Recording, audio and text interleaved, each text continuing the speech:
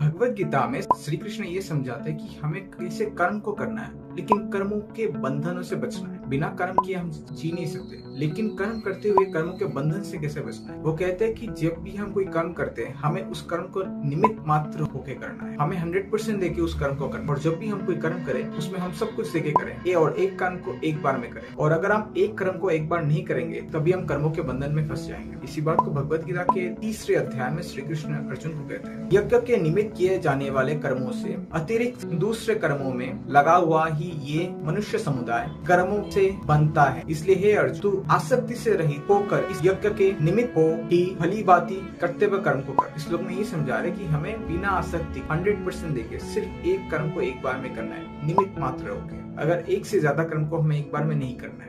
अगर हम ऐसा करेंगे तो हम कर्मों के बंधन में फंस जाएंगे। और हमें कौन सा कर्म करना है? जो कर्तव्य कर्म है, जो हमारा ड्यूटी है, उस कर्म को करना है। तभी हम कर्म के